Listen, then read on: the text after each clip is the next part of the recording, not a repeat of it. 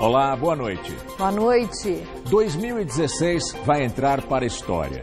Impeachment, Lava Jato, eleições americanas, Olimpíadas, guerras, luto no esporte. Vamos relembrar então agora os principais fatos do ano.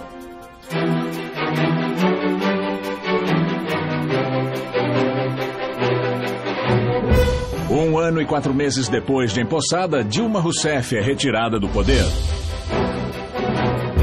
E o vice Michel Temer assume a presidência da República sob críticas. Ex-presidente Lula é réu nas operações Lava Jato e Zelotes. E o juiz Sérgio Moro é chamado de herói. Ex-presidente da Câmara dos Deputados, Eduardo Cunha, é preso por tentar obstruir a justiça. PT perde o comando de grande número de prefeituras. Aqui em São Paulo, João Dória, do PSDB, vence no primeiro turno. O polêmico Donald Trump surpreende e é eleito presidente dos Estados Unidos. Morre Fidel Castro, ex-presidente de Cuba, mas a ilha continua comunista. Enorme onda de refugiados agrava violações de direitos humanos. Na Síria, em 5 anos, mais de 500 mil pessoas morreram na guerra. Brasil é sede de um dos maiores eventos esportivos, as Olimpíadas.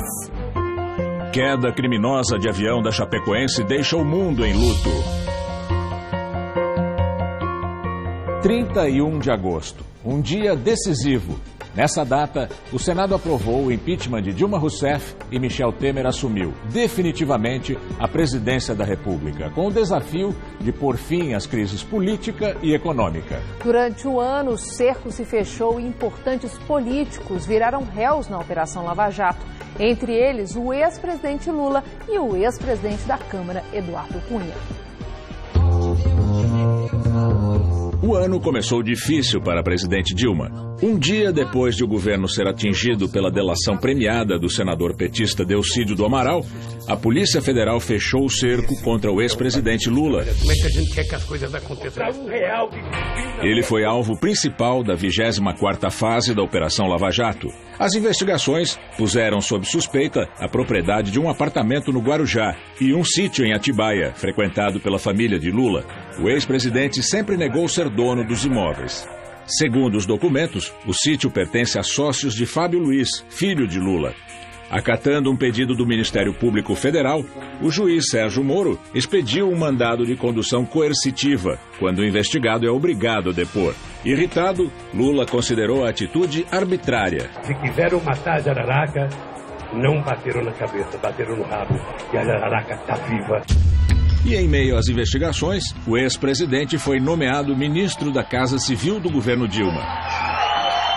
A oposição criticou e disse que, assumindo o cargo, o petista teria direito a foro privilegiado e iria interferir nas investigações da Operação Lava Jato. O governo rebateu e afirmou que Lula ajudaria a conter a crise política com a sua experiência e capacidade de articulação. A posse do ex-presidente como ministro foi marcada principalmente por protestos contrários em todo o país. Aqui em São Paulo, a concentração, mais uma vez, foi na Avenida Paulista. Em Brasília, os manifestantes se reuniram em frente ao Palácio do Planalto. Não vai ter posse! Em seguida, o ato solene foi suspenso temporariamente por um juiz federal. E a divulgação de uma conversa telefônica entre Dilma e Lula pelo juiz Sérgio Moro causou ainda mais polêmica. Nela, a presidente diz que estava enviando um termo de posse para o ex-presidente por meio de Jorge Messias, subchefe de assuntos jurídicos da Casa Civil. Só uso em caso de necessidade, que é o termo de posse. No entanto, o grampo foi anulado pelo ministro do Supremo Tribunal Federal, Teori Zavascki, e não pôde ser usado como prova judicial. Eu voto não, senhor presidente. Em nome do povo brasileiro, é sim! O dia 17 de abril entrou para a história. Depois de 6 horas de votação, por 367 votos a favor, 137 contra, 7 abstenções e 2 ausências, a Câmara dos Deputados aprovou a abertura do processo de impeachment da presidente Dilma. Eram necessários 342 votos, ou 2/3 do total de 513 deputados. No pedido, apresentado pelos advogados Miguel Reale Júnior, Janaína Pascoal e Hélio Bicudo, eles acusaram Dilma de ter cometido crime de responsabilidade fiscal. No Senado, depois de mais de 20 horas de votação, a Casa também aceitou o pedido de abertura do processo de impeachment. Foram 55 votos a favor e 22 contra. Assim, Dilma foi afastada do poder 1 ano e 4 meses depois de assumir o segundo mandato. Durante todo esse processo, ela disse que estava sendo vítima de um golpe. Um processo injusto, desencadeado contra uma pessoa honesta e inocente. Depois do afastamento, o vice Michel Temer assumiu o país interinamente. No primeiro discurso, disse que ia manter programas sociais, como Bolsa Família, e garantir a continuidade das investigações da Lava Jato. São projetos que deram certo e, portanto, terão sua gestão aprimorada. Dilma foi ao Senado se defender das acusações. Num momento emocionado do discurso, a presidente afastada disse que esteve perto da morte por 2 vezes e que não temia a própria morte, mas a morte da democracia. Pela qual muitos de nós, aqui neste plenário, lutamos com o melhor dos nossos esforços. O discurso, no entanto, não convenceu e o impeachment de Dilma aconteceu em agosto, após os senadores aprovarem por 61 votos a favor e 20 contra. Em 2 votações separadas, os parlamentares decidiram que Dilma deixaria a presidência, mas não ficaria inelegível por 8 anos. Michel Temer assumiu definitivamente a presidência da República, com a missão de montar uma equipe para retomar o crescimento econômico. Declaro empossado no cargo de presidente da República Federativa do Brasil o excelentíssimo senhor presidente Michel Temer. Com a conclusão do impeachment, as atenções no cenário político se voltaram para Eduardo Cunha. Em maio, o ex-presidente da Câmara foi suspenso do cargo por determinação do Supremo Tribunal Federal. Para os ministros, Cunha usava o cargo para atrapalhar as investigações na Operação Lava Jato, onde é réu, e também o andamento do processo no Conselho de Ética. No Conselho de Ética, o PMDBista foi acusado de quebra de decoro parlamentar por manter contas secretas no exterior e mentir sobre a existência delas em depoimento à CPI da Petrobras em 2015. Em junho, o parecer que pedia a cassação de Cunha foi aprovado por 11 votos a 9. Em julho, apesar de negar várias vezes que deixaria o cargo, Cunha renunciou à presidência da Câmara. Em discurso, chorou ao falar da família e reafirmou ser inocente. Estou pagando um alto preço por ter dado início ao impeachment. Em setembro, 11 meses após o início do processo, o mais longo da história da Câmara, o PMDBista sofreu nova derrota. Cunha teve o mandato de deputado federal cassado por 450 votos a favor, 10 contra e 9 abstenções. Ele virou ficha suja e está inelegível até 2027. A perda do mandato retirou de Cunha o direito ao foro privilegiado, que é o de ser julgado apenas pelo STF. Em outubro, Cunha foi preso em Brasília e levado para o Paraná. Na decisão, o juiz Sérgio Moro argumentou que, apesar de cassado, ele tinha poder suficiente para obstruir as investigações e intimidar testemunhas. A mulher dele, a jornalista Cláudia Cruz, também é ré na Lava Jato, acusada de lavagem de dinheiro e evasão de divisas, relacionados a desvios da Petrobras. Outro político que teve o mandato cassado foi o senador Delcídio do Amaral, expulso do PT. A perda do cargo por quebra de decoro parlamentar foi aprovada por 74 senadores. Delcídio ficaria até 2018. No entanto, com a decisão, está inelegível por 8 anos, a contar do fim do mandato, ou seja, não poderá concorrer a cargos eletivos nos próximos 11 anos. Ele foi o 3º senador cassado na história e o único preso em exercício. A Lava Jato resultou ainda na prisão de outros políticos e pessoas ligadas ao PT. Em fevereiro, o marqueteiro do partido, João Santana, e a mulher dele, Mônica Moura, foram presos assim que chegaram de uma viagem a trabalho na República Dominicana. De acordo com a Força Tarefa, foram encontrados indícios de que o publicitário recebeu 3 milhões de dólares de offshores, empresas abertas no exterior, ligadas ao Odebrecht entre 2012 e 2013. e 4,5 milhões do engenheiro Zix Kornick entre 2013 e 2014. De acordo com a Polícia Federal e com o Ministério Público Federal, o dinheiro era oriundo de propina de contratos da Petrobras. Após pagar a fiança, eles foram soltos em agosto. O juiz Sérgio Moro pediu a condenação do casal pelos crimes de corrupção e lavagem de dinheiro. Em setembro, 2 ex-ministros foram alvos da operação. O ex-ministro da Casa Civil no governo Dilma Rousseff e ministro da Fazenda no governo Lula, Antônio Palocci, foi detido em casa na cidade de São Paulo. Segundo as investigações, o petista recebeu propina da Odebrecht para interferir em decisões tomadas pelo governo federal. Os valores chegariam a 128 milhões de reais. E há suspeita que a maior parte desse montante tenha sido destinado ao PT. As suspeitas sobre Palocci surgiram na delação do ex-diretor de abastecimento da Petrobras, Paulo Roberto Costa. O ex-ministro, que também está preso em Curitiba, nega as acusações. Já o ex-ministro da Fazenda nos governos Dilma e Lula, Guido Mantega, foi preso em um hospital na capital paulista, quando acompanhava a esposa em uma cirurgia. Segundo o Ministério Público Federal, o empresário Eike Batista disse em depoimento ter pago em 2012 cerca de 5 milhões de reais ao PT a pedido do ex-ministro. Executivos da Odebrecht também afirmaram ter pago 100 milhões de reais em propinas ao PT, intermediadas por Mantega. Mantega negou as acusações e deixou a cadeia no mesmo dia, após o juiz Sérgio Moro revogar a prisão.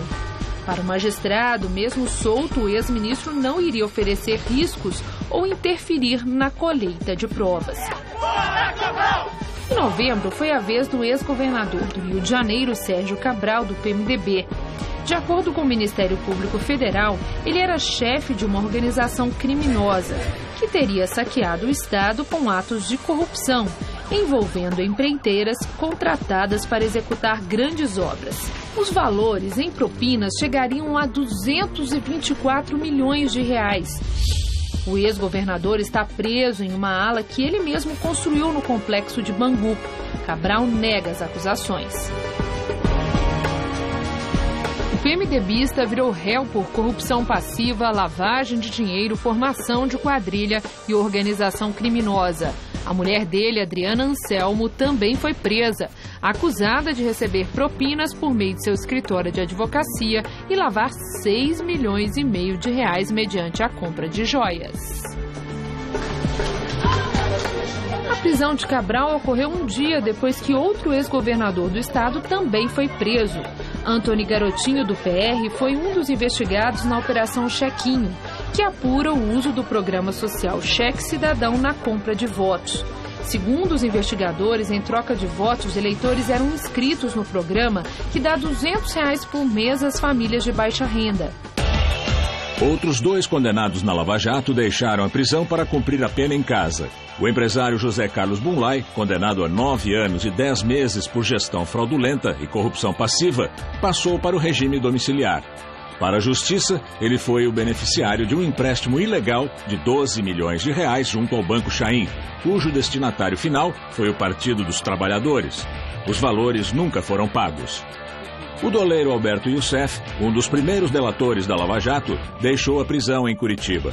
Condenado por crimes como corrupção passiva e lavagem de dinheiro, teve a pena de mais de 100 anos de prisão, reduzida para 3. Até março, vai ser monitorado por tornozeleira, em prisão domiciliar. O ex-diretor de abastecimento da Petrobras, Paulo Roberto Costa, outro importante delator, passou a cumprir a pena em regime aberto. Ele foi condenado a 20 anos por corrupção, lavagem de dinheiro e organização criminosa. Um dos acordos de delação mais bombástico este ano foi o do presidente da Transpetro, Sérgio Machado. Ele admitiu ter repassado propina a 28 políticos de 8 partidos. Só para o PMDB, teria arrecadado mais de 100 milhões de reais. E citou nomes de caciques do partido que teriam sido beneficiados. Entre eles, o ex-presidente José Sarney, o presidente do Senado, Renan Calheiros, o senador Romero Jucá e o presidente Michel Temer. Todos negaram envolvimento. Machado cumpre prisão domiciliar em Fortaleza. Uma das delações mais aguardadas foi a dos executivos da Odebrecht. 78 altos funcionários assinaram um acordo com o Ministério Público Federal. Entre eles, Marcelo Odebrecht, ex-presidente do grupo, condenado a 19 anos e 4 meses por corrupção, lavagem de dinheiro e associação criminosa. Juntos, citaram o nome de pelo menos 200 políticos de vários partidos. Os repasses ultrapassaram 55 milhões de reais. Em setembro, o ex-presidente Lula voltou a ser alvo da Operação Lava Jato. Em coletiva, membros da Força Tarefa afirmaram que ele era o comandante máximo do esquema de corrupção na Petrobras. Essas provas demonstram que Lula era o grande general. Denunciado pelos crimes de corrupção e lavagem de dinheiro, o petista se defendeu na sede do Diretório Nacional do PT. Provem uma corrupção minha, que eu irei a pé para ser preso. No Distrito Federal, Lula foi indiciado por corrupção passiva em contratos firmados pela empreiteira Odebrecht com a empresa Exergisa, que tinha um sobrinho do petista como um dos sócios, em Angola, na África. Ele é acusado de agir junto ao Banco Nacional de Desenvolvimento Econômico e Social e outros órgãos ligados ao governo federal para conseguir a liberação de verbas para a empreiteira. Em troca, teria recebido propina de 30 milhões de reais. Em todos os casos, Lula nega as acusações. A defesa dele entrou no Tribunal Regional Federal de Porto Alegre com pedido de prisão do juiz Sérgio Moro por abuso de autoridade pelos processos da Lava Jato. Até o momento, o Ministério Público Federal devolveu 500 milhões de reais à Petrobras dos mais de 6 bilhões de reais roubados. O dinheiro foi recuperado por meio de acordos de colaboração premiada e de leniência. Os indiciamentos e denúncias contra o ex-presidente Lula provocaram prejuízo imediato nas campanhas de candidatos do partido às eleições municipais. Aqui em São Paulo, o prefeito Fernando Haddad, candidato à reeleição, não chegou nem mesmo ao segundo turno da disputa. Com 53,3% dos votos válidos, João Dória, do PSDB, se tornou o primeiro a vencer a corrida paulistana sem disputar o segundo turno desde a redemocratização. Dória disputou a vaga com outros 10 candidatos, sendo que 3 já tinham sido prefeitos de São Paulo. Casos de Marta Suplicy, do PMDB, Fernando Haddad, do PT e Luiz Erundina, do PSOL. Para ajudar o eleitor a se decidir, a TV Gazeta, em parceria com o jornal O Estado de São Paulo e o Twitter, realizou no dia 18 de setembro um debate com 6 candidatos ao cargo. Temas envolvendo Uber, reforma trabalhista e corrupção esquentaram o encontro. Tem manual de corrupção no seu partido. E a Lava Jato derrubou o assessor especial da presidência José Yunes e 4 ministros do governo Temer. Romero Jucá, do Planejamento, Fabiano Silveira, da Transparência, Henrique Eduardo Alves, do Turismo e Fábio Osório, da Advocacia Geral da União. No entanto, a mais recente crise política que se instalou no Palácio do Planalto não está relacionada à operação, mas à suposta pressão exercida pelo ministro da Secretaria do Governo, Gedel Vieira Lima, sobre o ministro da Cultura, Marcelo Calero, para a liberação de uma obra em Salvador. Ambos deixaram os cargos. A Lava Jato também chegou aos ex-presidentes da Câmara, Marco Maia, do PT, e o ministro do Tribunal de Contas da União, Vital do Rego Filho, ex-senador do PMDB. Eles são suspeitos de terem cobrado uma espécie de pedágio de empreiteiros para blindá-los e impedir suas convocações à CPI mista do Congresso, que em 2014 investigava suspeitas de irregularidades na Petrobras. Os valores dos repasses seriam de 5 milhões de reais. O presidente do Senado, Renan Calheiros, do PMDB, também é investigado na Lava Jato. No entanto, virou réu pela primeira vez numa ação no Supremo Tribunal Federal por crime de peculato, que é a apropriação de recursos públicos. A Procuradoria-Geral da República afirma que Calheiros teve despesas de uma filha com a jornalista Mônica Veloso bancadas por uma empreiteira, a Mendes Júnior. Na época do escândalo, em 2007, Renan renunciou ao cargo de presidente do Senado. Dessa vez, ele chegou a ser afastado do comando da casa, após determinação do ministro Marco Aurélio Mello do Supremo Tribunal Federal. No entanto, o Senado não acatou a decisão, que foi submetida ao plenário do STF. Por 6-3, os ministros decidiram manter Renan na presidência do Senado. Mas ele está impedido de substituir Michel Temer no comando do país. Renan é o segundo na linha sucessória da presidência da República. E outras operações da Polícia Federal também ganharam destaque. Na Acrônimo, o alvo foi o governador de Minas Gerais, Fernando Pimentel, do PT, indiciado 2 vezes. A primeira, supostamente por ter utilizado serviços de uma gráfica durante a campanha eleitoral de 2014, sem a devida declaração dos valores, e de ter recebido vantagens indevidas do proprietário dessa gráfica, o empresário Benedito Oliveira, conhecido como Bené, um dos delatores do esquema que também foi indiciado. E a segunda, sob suspeita de receber propina em 2003 para atender a interesses da montadora Caoa, representante da Hyundai no Brasil. Os valores seriam de 20 milhões de reais. A primeira-dama de Minas, Carolina Oliveira, foi investigada por suspeita de ser sócia oculta de uma agência de publicidade. Os acusados negam que tenham praticado atos irregulares. Já a Operação Zelotes investigou um dos maiores esquemas de sonegação fiscal já descobertos no país. Os prejuízos aos cofres públicos ultrapassaram os 14 bilhões de reais. A suspeita é que as organizações atuaram entre 2005 e 2013 junto ao Conselho Administrativo de Recursos Fiscais, o CARF, órgão do Ministério da Fazenda, negociando votos de seus conselheiros para manipular processos de julgamentos, revertendo ou anulando multas.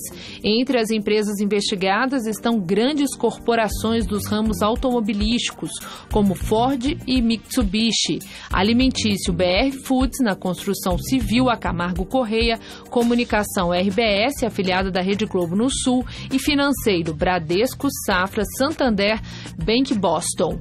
A Zelotes provocou a abertura de 2 CPIs no Congresso Nacional e motivou uma reformulação institucional no CARF. O ex-presidente Lula e o filho dele, Luiz Cláudio, são investigados na ação. Há suspeita de irregularidades na compra de caças suecos pelo governo e na prorrogação de benefícios fiscais a montadoras de veículos por meio de medida provisória. A seguir, as CPIs da merenda e do Teatro Municipal agitam São Paulo. Donald Trump é eleito presidente dos Estados Unidos.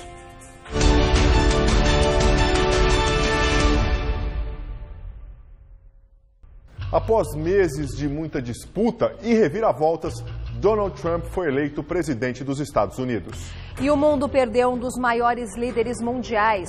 O ex-presidente de Cuba, Fidel Castro, morreu aos 90 anos. Drain the swamp. Após meses de polêmicas e reviravoltas, o candidato republicano Donald Trump, de 70 anos, foi eleito presidente dos Estados Unidos. Ele é o 45º a ocupar o cargo. O empresário é ainda o primeiro presidente americano sem carreira política, o mais velho já eleito e também o mais rico. A corrida eleitoral de 2016 vai ser lembrada como a disputa mais acirrada da história recente da democracia americana. Os candidatos protagonizaram uma agressiva campanha marcada por ofensas e ataques pessoais. A democrata Hillary Clinton começou a disputa tendo de lidar com a acusação de que teria utilizado uma conta pessoal de e-mail para enviar mensagens eletrônicas confidenciais do governo quando era secretária de Estado. Faltando 3 dias para a eleição, ela foi inocentada pelo FBI, a polícia americana. Já Trump esteve envolvido em diversas polêmicas, como a lista de mulheres que relataram ter sido assediadas pelo republicano e a proposta de construir um muro ao longo da fronteira dos Estados Unidos com o México para conter a imigração de mexicanos e outros cidadãos latino-americanos. Eleito, disse que será o presidente de todos os americanos. That I will be president for all Americans. O resultado das eleições derrubou as principais bolsas mundiais, fez o dólar subir e gerou protestos em diversas cidades americanas.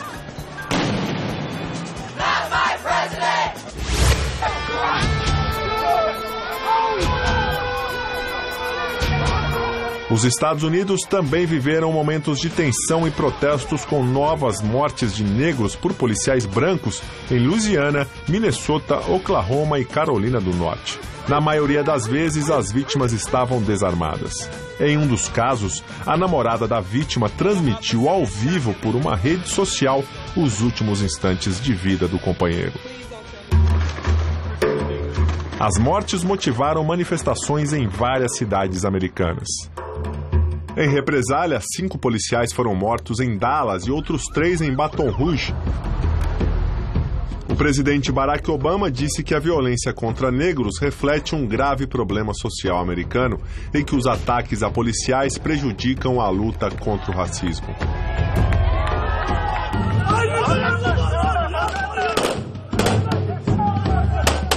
Em julho, uma tentativa de golpe na Turquia resultou na morte de 265 pessoas, a maior parte civis. A ação foi conduzida por militares contrários ao presidente Recep Tayyip Erdogan, que estava de férias. O país viveu quase 24 horas de caos, com a prisão de militares, juízes e promotores. Houve muitos tiros e explosões na capital, Ankara, e também em Istambul. O governo pediu e muitos turcos saíram às ruas para protestar contra o golpe e celebrar a democracia. O teólogo muçulmano Fethullah Gülen, crítico ferrenho de Erdogan e que vive nos Estados Unidos, foi acusado de liderar a revolta. Ele negou e repudiou a iniciativa. A Turquia chegou a pedir a extradição de Gülen, mas as autoridades americanas negaram por não haver provas contra ele. A Turquia continuou sob tensão. O governo perseguiu e prendeu supostos opositores e mandou fechar mais de 130 meios de comunicação, entre jornais, revistas e canais de televisão.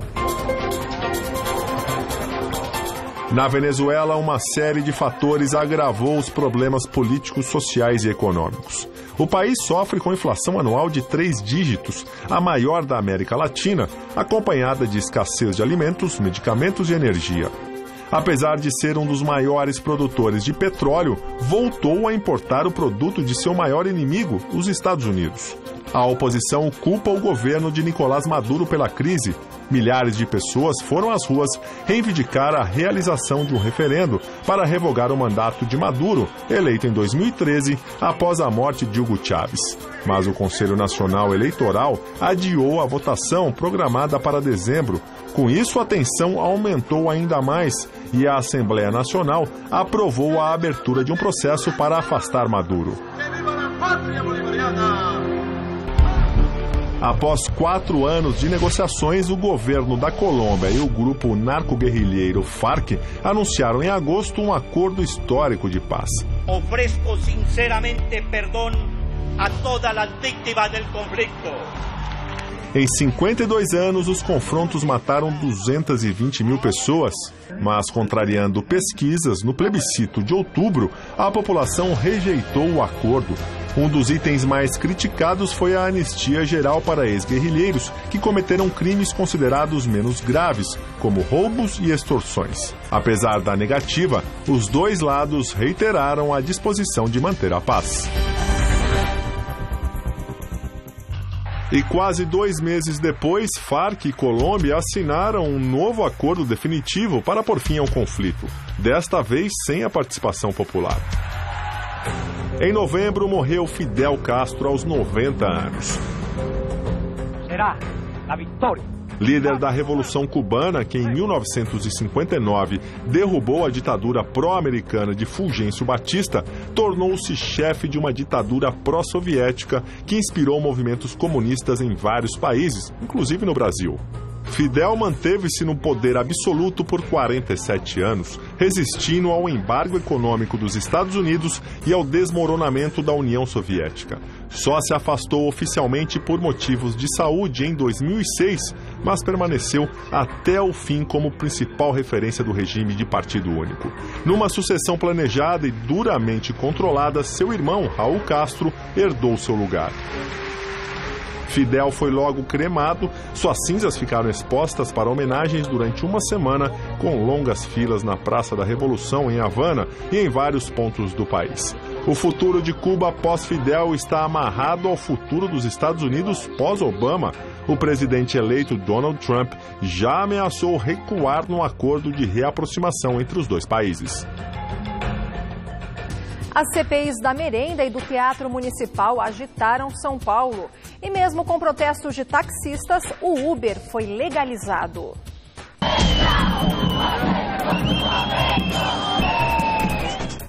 O aumento das passagens de ônibus de R$ 3,50 para R$ 3,80 desencadeou vários protestos em São Paulo.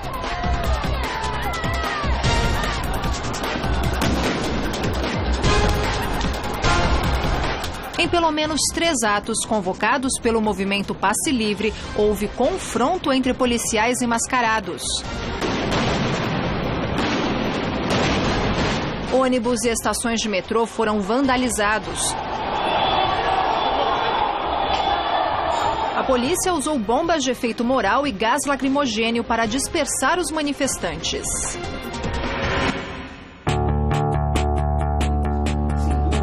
Em março, uma CPI foi instaurada para investigar fraudes no Teatro Municipal. Entre os suspeitos, o maestro John Nashling. Ele chegou a ser levado em condução coercitiva para prestar esclarecimento. Depois, foi afastado do cargo de diretor artístico do Municipal. Além do maestro, também foram investigados o ex-diretor-geral do teatro, José Luiz Herência, o ex-diretor do Instituto Brasileiro de Gestão Cultural, William Naked, o secretário municipal de comunicação, Núncio Brigulho Filho, e outras 15 pessoas, inclusive donos de empresas usadas para emitir notas frias para camuflar os desvios. O nome do prefeito Fernando Haddad, do PT, foi excluído de última hora do relatório final da CPI, encaminhado ao Ministério Público Estadual.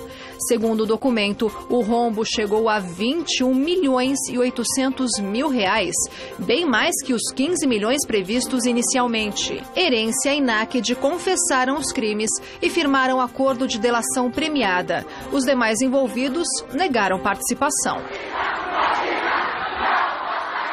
Outra CPI agitou São Paulo. Após estudantes ocuparem o plenário da Assembleia Legislativa por 3 dias, foi criada em maio a CPI da merenda, para apurar um suposto esquema de fraude na compra de alimentos para escolas. 10% eu tenho certeza absoluta que era da Secretaria do Estado de São Paulo. Os contratos foram firmados pelo governo estadual e 21 prefeituras paulistas. No centro das investigações, as secretarias estaduais de Educação e da Agricultura, servidores públicos, o presidente da Assembleia, Fernando Capês, do PSDB, e 2 ex-assessores dele, Jeter Rodrigues e José Merivaldo. Outros 2 deputados estaduais, Luiz Carlos Gondim, do Solidariedade, e Fernando Cury, do PPS, foram citados por investigados no esquema. Todos negam envolvimento. Os contratos suspeitos foram fechados entre 2014 e 2015 com a COAF, Cooperativa Orgânica Agrícola Familiar, da cidade de Bebedouro. Ela é acusada pelo Ministério Público de pagar propinas a servidores e políticos para ser beneficiada nas negociações. A fraude teria movimentado quase 39 milhões de reais.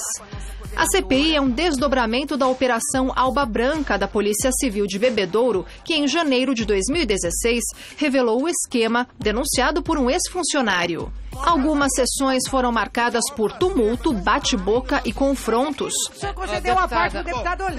Deputada.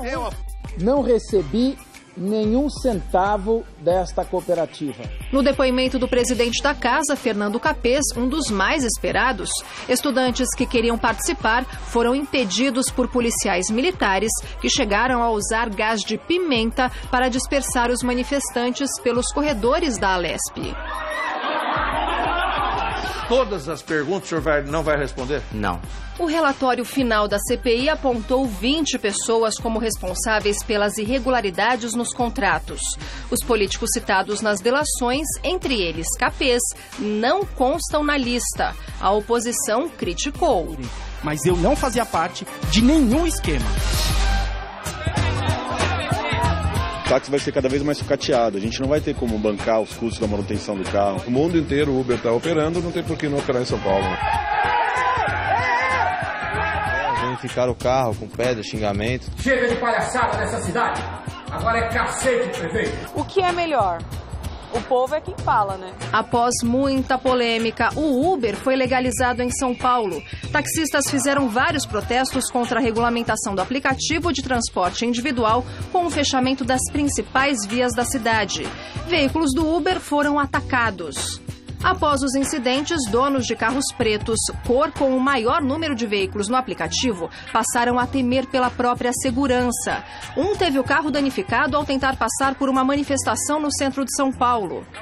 Inicialmente, os motoristas de Uber pagavam à prefeitura 10 centavos por quilômetro percorrido, mas a prefeitura decidiu cobrar uma taxa progressiva para incentivar a concorrência e evitar o monopólio. A guerra na Síria completou 5 anos e já deixou aproximadamente 500 mil mortos. Uma das cidades mais atingidas é Alepo, símbolo da resistência dos rebeldes contrários ao governo de Bashar al-Assad. E para fugir de conflitos, milhares de imigrantes continuam arriscando a vida para chegar à Europa. E o continente europeu foi mais uma vez o principal alvo de grupos terroristas.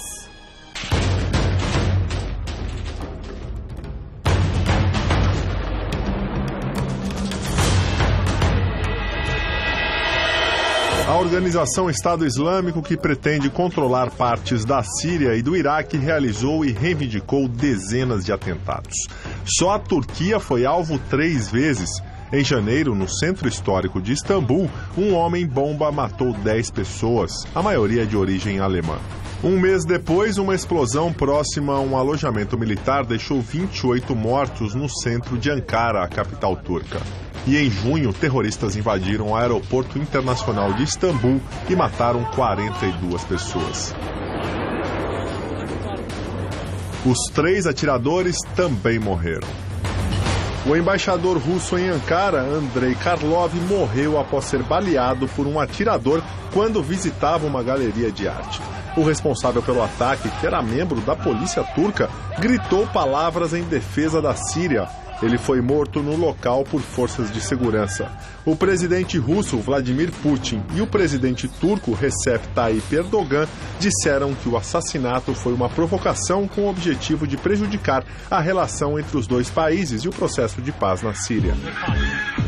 Na Bélgica, ataques coordenados no aeroporto internacional de Zaventem e na estação de metrô Malbik deixaram 32 mortos. As explosões ocorreram 4 dias depois da prisão de um homem suspeito pelos atentados terroristas em Paris em novembro de 2015, com 130 mortos.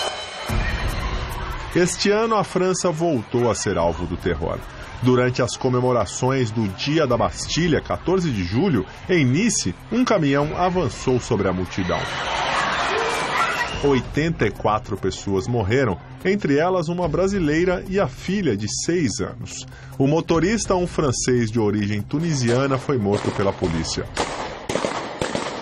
Após o ataque, a França prorrogou o estado de emergência. No entanto, dias depois, terroristas fizeram 5 reféns em uma pequena igreja na região da Normandia. O padre foi morto, uma pessoa ficou gravemente ferida e os outros 3 reféns foram liberados. Os 2 agressores foram mortos pela polícia. Meses depois, um caso parecido com o de Nice aconteceu na Alemanha. Ao menos 12 pessoas morreram após um caminhão avançar sobre uma feira de Natal em Berlim. Mais de 40 ficaram feridas. O ataque deixou o país em alerta e reacendeu a discussão sobre a política de acolher refugiados. Nos Estados Unidos, um atirador matou 49 pessoas numa boate gay em Orlando, em junho. O agressor, um americano descendente de afegãos, morreu durante troca de tiros com policiais. O caso foi considerado o pior ataque a tiros da história do país. No Iraque, o ataque com um caminhão-bomba deixou mais de 300 mortos em um centro comercial de Bagdá. O local estava lotado de famílias que celebravam o fim do Ramadã, o mês sagrado dos muçulmanos. Foi o pior ataque na capital iraquiana em 2016. Uma semana antes, as forças governistas haviam declarado libertada a cidade de Fallujah, principal reduto do Estado Islâmico. Na Síria, em maio, pelo menos 184 pessoas morreram em ataques de carros-bomba em regiões controladas pelo governo. O país vive uma guerra civil há 5 anos, com 500 mil mortos. Só em 2016, 10 mil pessoas morreram em ataques aéreos. Escolas e hospitais também são alvos constantes. Uma das cidades mais atingidas é Alepo, reduto dos rebeldes contrários ao governo. Lá foi feito o vídeo de um menino coberto de sangue e poeira dentro de uma ambulância, resgatado sob os escombros de um prédio após um bombardeio. A imagem da criança de 5 anos rodou o mundo e virou símbolo do horror no país. O cessar-fogo negociado por Estados Unidos e Rússia ficou no papel. Em meio aos conflitos no norte da África e no Oriente Médio, levas de imigrantes se deslocaram para a Europa. Mais de 300 mil pessoas atravessaram o Mediterrâneo em embarcações precárias. Mais de 3 mil morreram durante a travessia. O secretário-geral das Nações Unidas, Ban Ki-moon, disse que é a pior crise migratória desde a Segunda Guerra Mundial, mas vários países europeus endureceram a política de entrada de refugiados. E a seguir, as viagens históricas de Barack Obama no último ano de mandato como presidente dos Estados Unidos. E acidente com o avião da Chapecoense gera comoção mundial.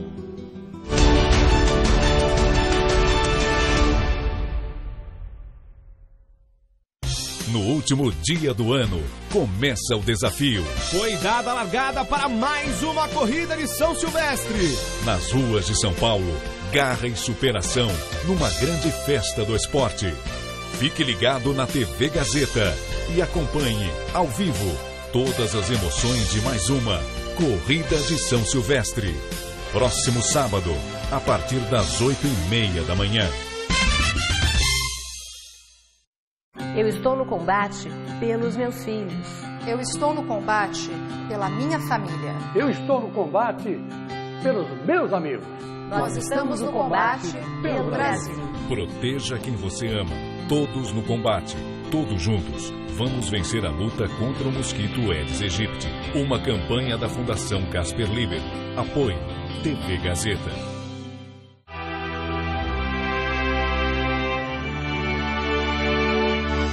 Neste domingo, o Mesa Redonda vai contar histórias e relembrar conquistas. 2016 foi um ano importante para o esporte brasileiro. Por isso, nada melhor do que celebrar o espírito olímpico. 33 anos vividos, 31 de natação. É muita experiência e é muita intensidade que a gente coloca em tudo. E eu não queria ter aquela sensação de Londres novamente. Então eu voltei a treinar, voltei a competir e consegui a minha medalha dentro de casa. A conquista não é só do atleta, né? O treinador também faz parte de todo o trabalho até o atleta chegar a ser medalhista. Eu investi todo o meu dinheiro, né, para poder ser a melhor do meu país, né? E a gente também tem muita dificuldade. Você se apaixona pelo esporte, isso aí te motiva até o final e faz você romper barreiras aí. Mesa Redonda Especial Olímpico. Neste domingo, 9 da noite.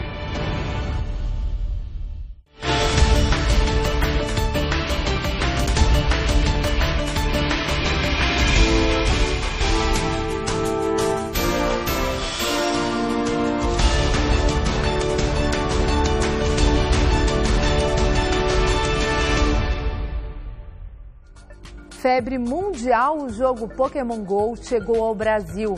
E as viagens históricas de Barack Obama no último ano de mandato como presidente dos Estados Unidos.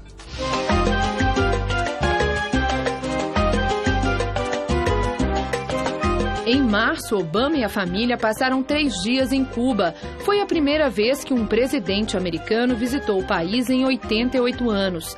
A viagem aconteceu em meio ao processo de retomada de relações entre os dois países, anunciado no final de 2014, e que colocou um ponto final a mais de meio século de ruptura. Apesar da reaproximação, o embargo econômico imposto à ilha ainda vigora. Na viagem, Obama se reencontrou com o presidente Raul Castro, mas não com seu antecessor e irmão Fidel Castro. Após a visita, Fidel acusou Obama de enganar o povo cubano e ignorar os feitos do regime comunista.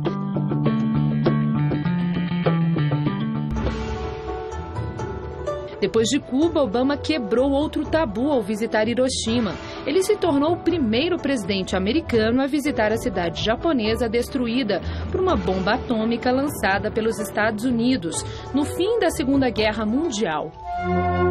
No Memorial da Paz de Hiroshima, Obama lamentou as mortes, mas não pediu perdão pelo bombardeio, que matou 140 mil pessoas.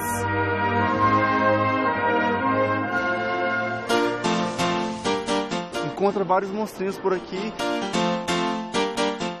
Eu vi isso, gente. Febre em várias partes do mundo. O jogo Pokémon GO chegou ao Brasil em agosto. Nele, os usuários caçam personagens no mundo real, usando a câmera do celular. O lançamento causou excitação e até rolezinhos para caçadas foram organizados pelas redes sociais em São Paulo. Mas o jogo também causou polêmica depois que usuários sofreram acidentes ou foram vítimas de roubo ao tentar, distraídos, capturar os monstrinhos. 2 pessoas morreram após o desabamento de uma ciclovia no Rio de Janeiro. Carros autônomos da empresa Tesla se envolveram em acidentes com mortes. 2 pessoas morreram após o desabamento de um trecho da ciclovia Tim Maia, em São Conrado, zona sul do Rio. O acidente aconteceu menos de 3 meses após a inauguração, em abril. Imagens de câmeras registraram o momento em que a ciclovia foi atingida por uma forte onda. Isso, agora onde é que foi? 14 pessoas respondem na justiça por homicídio culposo quando não há intenção de matar. O trecho que desabou foi reconstruído, mas não reaberto ainda. Acidentes envolvendo os carros movidos à eletricidade da fabricante Tesla tiveram repercussão internacional e levantaram a questão sobre a segurança das tecnologias de direção. Os casos ocorreram principalmente quando os veículos estavam com o sistema de piloto automático ligado. Uma morte foi registrada nos Estados Unidos e outra na China. Na maioria dos casos, a empresa disse que a culpa foi do próprio motorista. A saída do Reino Unido da União Europeia afetou a economia mundial. Aqui no Brasil, cortes no orçamento e reformas que alteram direitos de trabalhadores e aposentados geraram muita polêmica. Uma das maiores economias mundiais, o Reino Unido optou por deixar a União Europeia depois de 43 anos. A população decidiu pela saída numa votação apertada. Até hoje, nunca um país membro havia deixado o bloco composto por 28 países. A vitória do Brexit resultou na renúncia do primeiro-ministro britânico, David Cameron, que fez campanha pela permanência. Theresa May assumiu o cargo. O processo de saída deve levar 2 anos. Aqui no Brasil, após votação simbólica, em sessão que durou mais de 16 horas, o Congresso Nacional autorizou o governo a fechar o ano com um déficit de 170 bilhões de reais nas contas públicas. Sem essa permissão, várias despesas teriam que ser cortadas, o que afetaria investimentos e programas sociais. Aprovada a matéria, vai à sessão. Apesar de protestos e da rejeição da maioria da população, o Senado aprovou em segundo turno a PEC do teto, que limita os gastos públicos por 20 anos. Ela era apontada pelo governo do presidente Michel Temer como sua principal medida no campo econômico. Que regula a aposentadoria de servidores. O governo mandou para o Congresso propostas para a reforma da Previdência. Além de fixar uma idade mínima de 65 anos para a aposentadoria de homens e mulheres, as novas regras, se aprovadas, vão atingir trabalhadores dos setores público e privado. De acordo com o governo, a única categoria que não será afetada pelas novas normas previdenciárias é a dos militares. Pelas regras propostas pela gestão Temer, o trabalhador que quiser se aposentar recebendo a aposentadoria integral vai ter que contribuir por 49 anos. A proposta, que gera muita polêmica, só vai ser votada no ano que vem. Um ano depois da epidemia de Zika que atingiu o Brasil, cientistas do mundo todo ainda procuram respostas para combater o vírus.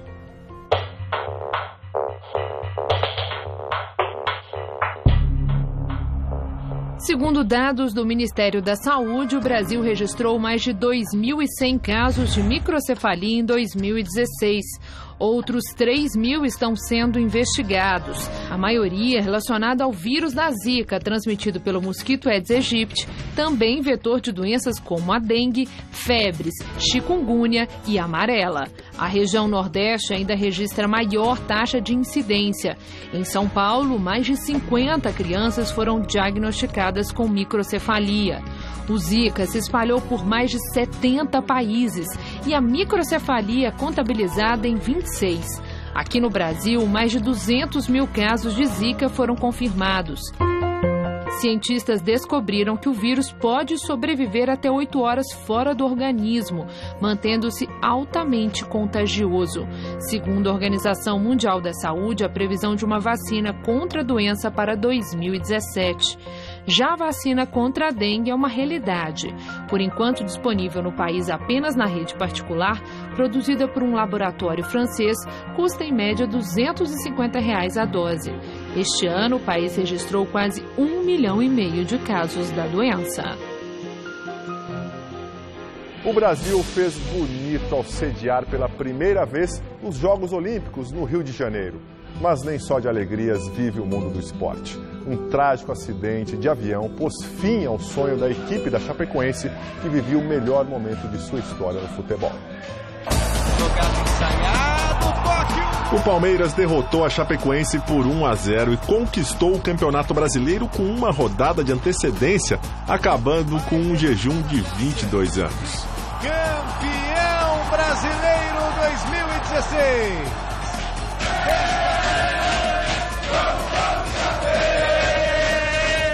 Mas nem só de comemorações vive o futebol. 2 dias após o jogo, o avião que levava a Chapecoense para Medellín caiu a poucos quilômetros da cidade colombiana. O time ia disputar a primeira partida da final da Copa Sul-Americana contra o Atlético Nacional. 71 pessoas morreram no acidente, entre jogadores, comissão técnica, convidados, jornalistas e tripulantes. 6 sobreviveram. 3 jogadores, 2 tripulantes e 1 jornalista. O acidente comoveu o mundo. O time vivia o melhor momento de sua história.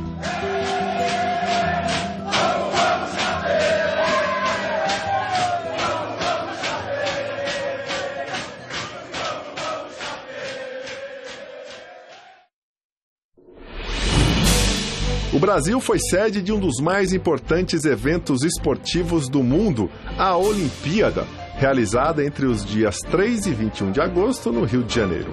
O país ficou em 13º lugar com 7 medalhas de ouro, 6 de prata e 6 de bronze, totalizando 19, e não atingiu a meta estabelecida pelo Comitê Olímpico de terminar a competição em 10º lugar. Nas Paralimpíadas, o país conquistou 14 medalhas de ouro, 29 de prata e 29 de bronze, num total de 72, e encerrou a participação em 8º.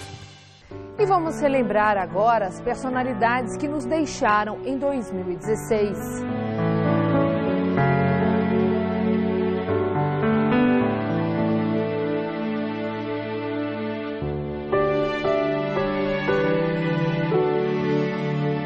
It's on America's tortured brow that Mickey Mouse has grown up a cow.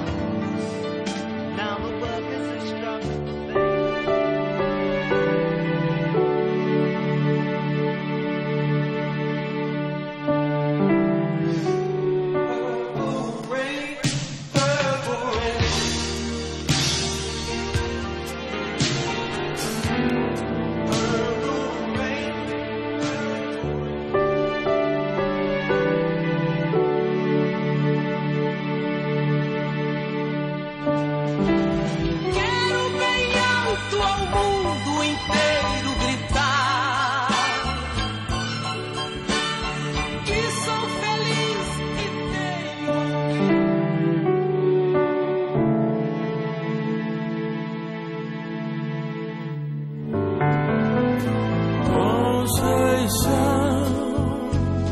Eu me lembro muito bem.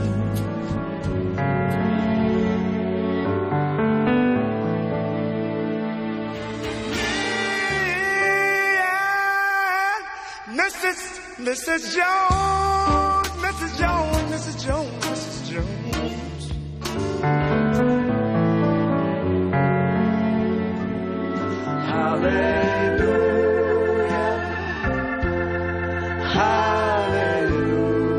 Eu tenho essa ligação com a televisão muito particular, sabe?